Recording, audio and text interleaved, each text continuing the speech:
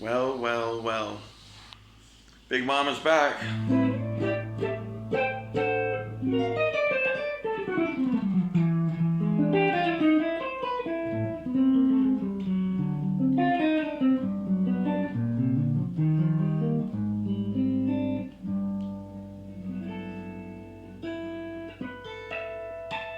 That was awful.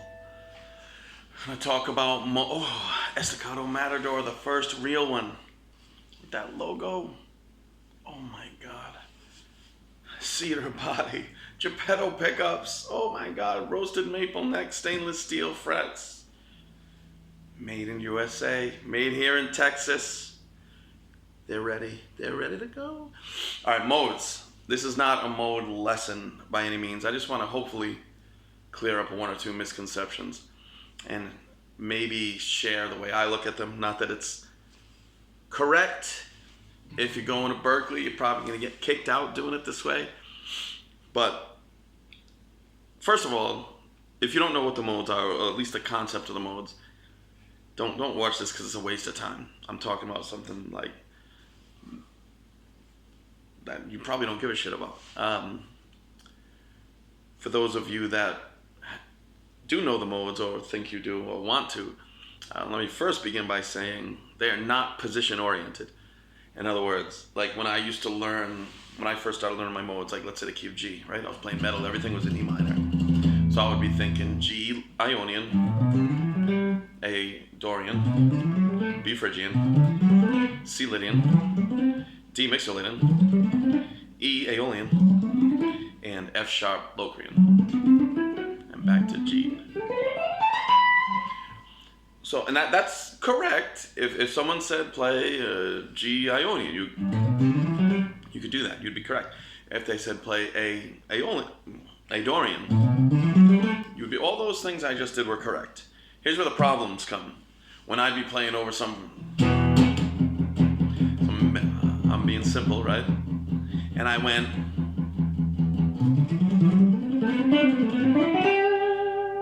I was under the impression, because I started on B, that I was playing B Phrygian over that E. That is not correct. If I'm playing an E minor chord, the chord is dictating the mode, not vice versa. Or just my note choice isn't necessarily dictating the mode. In other words, if I play the key of G anywhere on the neck over an E minor chord, I'm playing E Aeolian. This is all E Aeolian. And it's all dictated by the chord. Now, if you're going to say, well, what if there's no chord? Now, what the fuck are you playing? I mean, you're just practicing your E minor scales, your C scale, or your G scale, whatever. You don't even have to worry about modes if you did.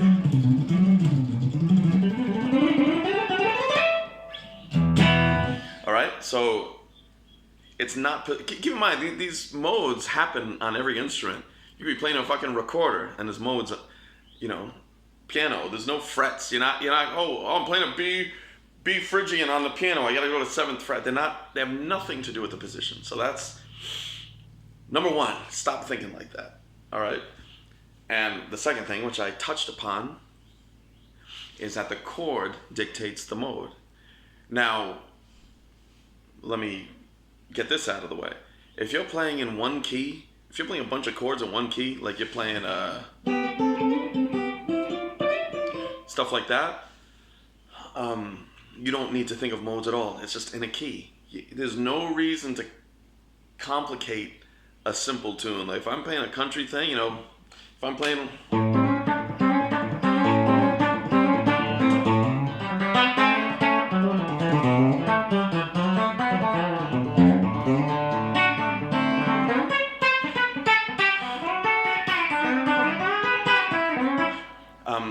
1-4-5 country thing. I'm not thinking about modes. Are you crazy? Why?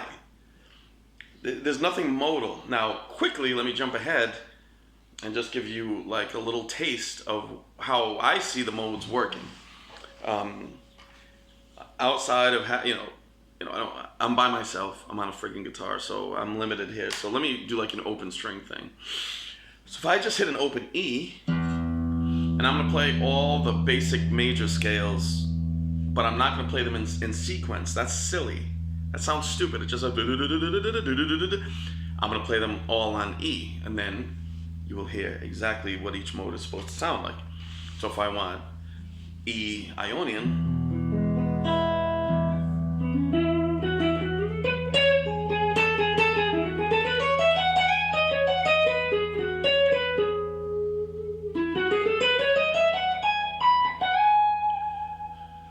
very nice. If I want E Dorian, you'll hear a huge change in tonality now. Alright, that's a minor 6 that I'm playing with the 9. A lot of funk stuff has that.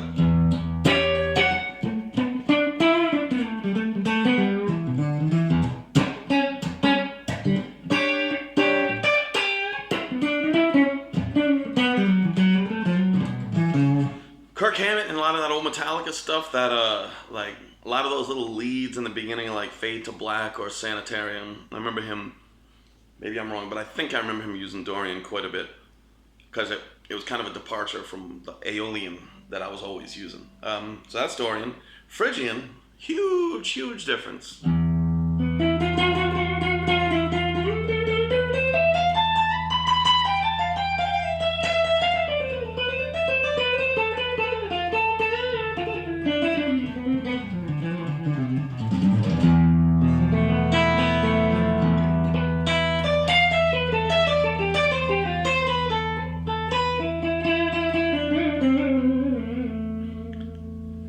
It's an E7 sus flat 9.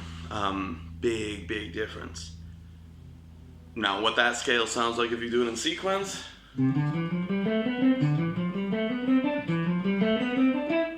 It's ridiculous. There's nothing modal about that. This is modal.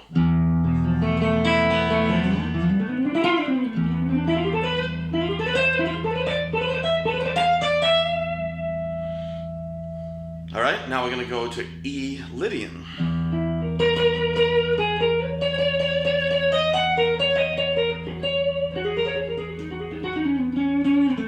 Oh.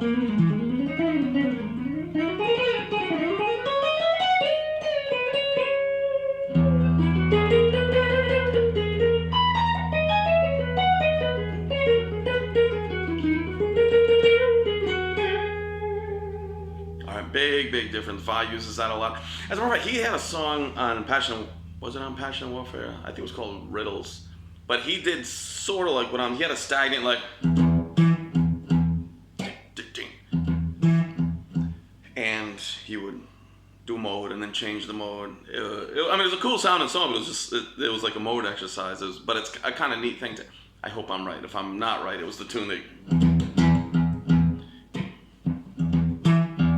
and it was, started, I guess, with Lydian, if I remember correctly. Mixolydian, same thing. Get that E. I'm gonna do like an E7, E9.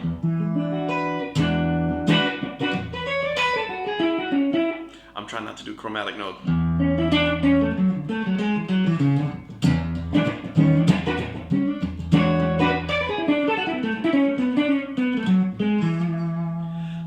easy to not play chromatic. All right, so that's your E Mixolydian.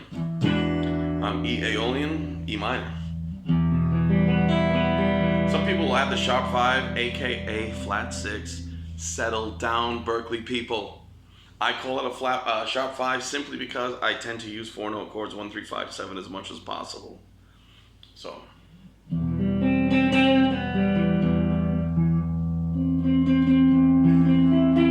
The purpose of that flat 6 or sharp 5 is to not leave anything to the imagination. In other words, you can't play Dorian over that because it doesn't have the natural 6.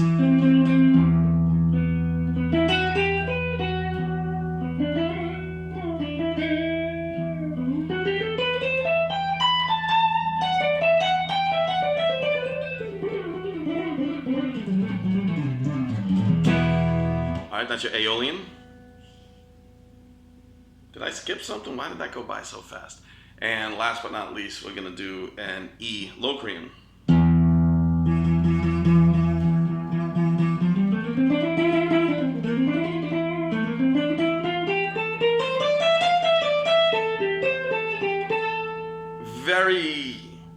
rarely used. I never use low cream. If I'm in a situation, the chord in that situation would be a E minor 7 flat 5, let's say, and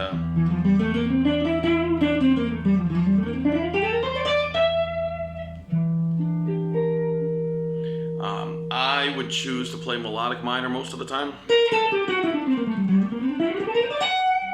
over that, or even occasionally harmonic minor.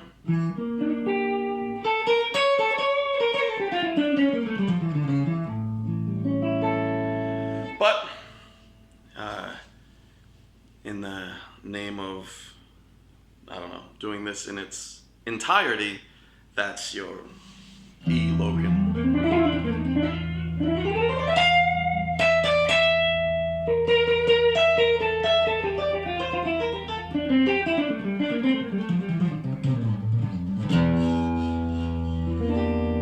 But you can see how dark that is, how dark Phrygian was, how wacky Lydian is.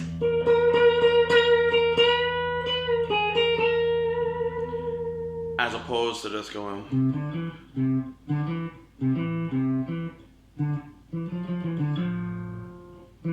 I mean, that is ridiculous. So, I know I didn't teach you the Moses formulas and all this stuff. You know, Lydian's got their sharp 4. Like, there are all these formulas involved which match the chords, so it's easy to match up the chords if you don't know. But at the very least, I just wanted to do a quick video. It's probably, oh, Jesus Christ, almost 12 minutes. Jesus Christ. But I'll get into it. I'll be more in depth. Maybe I'll explain each individual mode. But yeah, if you're just playing like a regular song, like or you know,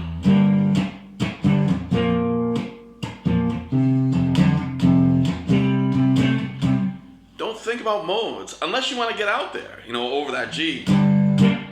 If you want to do something weird, you want to utilize some modal tonality. But if you're just playing 3, 4, 5 chords in one key, playing the same scale, you don't need to name it 5 different things. You know, if you're only going to practice a major scale, like you're never going to use modes, there's no use in learning modes. It's just 7 names. I mean, there's way more to it than this, but it's 7 Greek names for one friggin' scale. So, I mean, you know who you are if you're going to use them or not. You know, if you're just playing simple stuff, having fun, and there's nothing wrong with that, you don't need to learn your modes any more than you need to learn a freaking G13 flat 9 chord. You know what I mean? You can cross that bridge when you come to it if you start getting more in depth. But I don't know, hopefully that cleared things up. I probably just confused the shit out of a bunch of people. Hopefully not.